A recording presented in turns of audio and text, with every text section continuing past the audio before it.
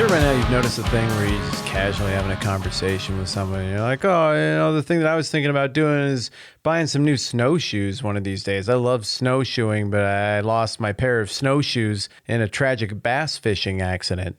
And then like 5 minutes later, you're pooping and you're looking at your phone, and what's right there is the advertisement on the bottom, whatever app you have open, snowshoes.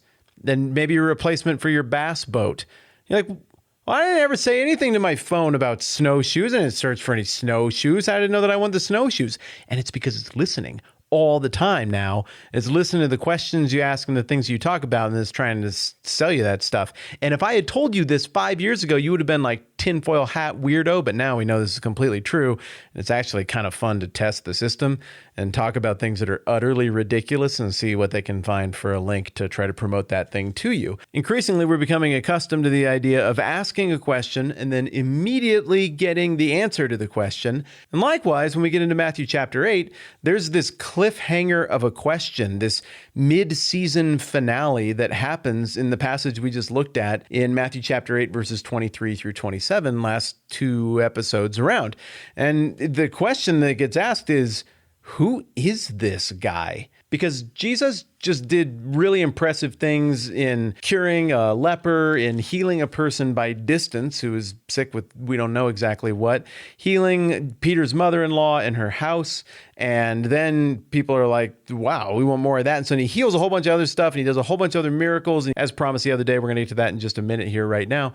And then he goes out in the middle of an ocean, and just in case anybody was like, oh, he's a traveling healer, he has some kind of psychological power where he can look deep into people's eyes like that one dude from the Leftovers show, and he can just make people feel healed and better, and they convince themselves that they're better. And maybe you could apply that narrative to the whole Jesus thing, but you can't apply the narrative anymore when there's a great big giant storm with 7-foot waves, and they go and wake Jesus up, and he's like, what are we doing? Seriously? Why are you guys being like this? Just a minute.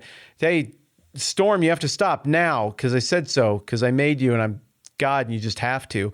And then it just stops immediately. Like at that point, the next logical question is, what just happened? Who is this? Everything that I had in the back of my head that could explain what I've been seeing now no longer works, because you can't just do like mind tricks on a gigantic thrashing body of water and make it settle down. This is some crazy authority. This is some crazy power. This is some kind of crazy other that we're dealing with. And we're out here in the middle of the lake, and he's on this boat with us. To be honest, it's kind of freaky. So again, just like you asking about the snowshoes and then going to poop and see an advertisement for snowshoes on your phone. So these guys ask the question, who is this guy? And then the very next thing that happens is we get the answer. And before we get into the actual text, quick side note here. This is one of those moments where we get a glimpse inside the genius mind of Matthew, who has brilliantly structured his book to lead the reader from question to answer to the next logical question to answer, which raises the next logical question to the next answer. And so in a way, it's not Jesus who's your point of view character.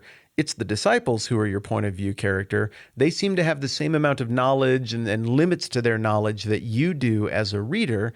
And so as they go through the process of figuring out what is going on here, you as the reader should also theoretically be going through the process and asking the same questions. So they ask, who is this guy? And the answer comes right here. When he arrived at the other side in the region of the Gadarenes, and the other side means the other side of the Sea of Galilee, he left Capernaum and he sailed across the water. Then the storm happened. He calmed the storm and he lands. It says, then 2 demon-possessed men coming from the tombs met him. They were so violent that no one could pass that way. So I told you the other day that the Sea of Galilee, the Sea of Tiberias, is not that big.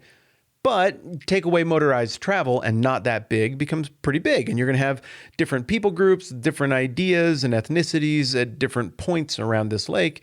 And now we're into a place that is a lot different than Capernaum. And we're going to see evidence in just a minute that this is clearly Gentile territory. So they get out of the boat, and the tombs in this town, as was the case in all ancient cities, are obviously away from town, unless you have catacombs like they did in Rome. And well, even then, you really try to bury people way away from living people because death is contagious and you don't want to be around that stuff. So at the edge of town here, this crazy thing, this demon-possessed man comes rushing out of the tombs, And apparently this guy has served the purpose of being like a mini boss in a role play game or something, who guards this passageway and makes it so that until you level up a whole bunch, you can't go anywhere near the tombs to get the master sword or whatever it is that's hidden in the tombs. And so Jesus is there, and this guy does what mini bosses do on open world video games everywhere. Just if you get near them, they run up to you and, I don't know, menace you, yell at you, fight you. I don't know what he wanted to do to Jesus, but he is the one who initiates this confrontation. And this is a huge problem for these people because they can't go and honor their dead with this guy making it impossible for them to pass. I mean, it says that he was so violent that people couldn't even go that way. So this dude, who is out of his mind, if you want to adopt the skeptical position about the text and assume that people back then were just ignorant of psychological disorders and that what's really going on here is some kind of psychosis that caused this person to behave this way, or if you want to go with what the text says, which is that literally there was a spiritual element to what was going on in this man's life, either way the result is the same. He's got crazy person strength, and he's violent, and he's angry, and he's greatly disrupting really important rhythms of life and death and belief and transcendent things for these people. So now this is where it gets really cooking here. Verse 29, "What do you want with us, Son of God?" they shouted. Boom! And there's your answer. I want some snowshoes. What? Snowshoes? Who is this guy who's in the boat with us? What do you want with us, Son of God? What? Son of God? That's it. There's the proclamation. But you know what's crazy?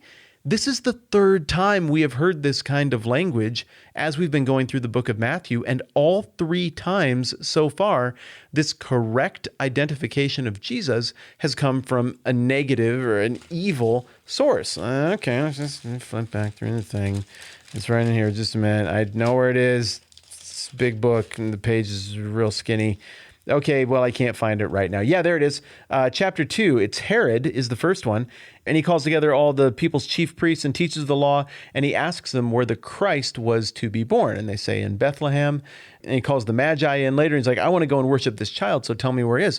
So Herod sees him correctly. This is the Christ, the promised one, the Messiah, worthy of worship. And then in chapter 4, of course, during the temptation, the devil rightly identifies him. At one point he says, if you're the Son of God, tell these stones to become bread. And then later he says, if you're the Son of God, throw yourself down from the top of this great big giant thing. And there again, we see the devil has a pretty good idea of who he's dealing with, but still nobody who seems like a good guy gets it. Well, then we get this crazy miracle with the calming of the storm and all of that, but still nobody on the team of the good guys is willing to just admit what they think they're actually seeing. They're still kind of lying to themselves, or maybe they are too afraid to even utter it for risk of being accused of blasphemy. But this crazy demon-possessed, psychotic, violent guy, he's not afraid to call Jesus what he thinks he is. What do you want with us, Son of God? Well, I mean, that's pretty freaky on two levels. One, there's your answer to where this power is coming from, as we've been discussing. But two, us? Yikes. This is like the moment in the horror film where you suspect that there's something off about that guy, and then his head rotates 360 degrees, and he's got like bleeding teeth and stuff, and he grows claws, or like bones come out of his shoulder, or something horrifying like that. I don't know if any of this happened. I think if that happened, it might have actually said that in the text. It's more fun to imagine that it was like that. And then this chorus of voices says, what do you want with us? But it's just coming from one guy's face. And he says, what do you want with us? I mean, that's freaky. That's horrifying. And I could say that seems like a horror movie cliche, but I think the horror movies got the idea from this passage.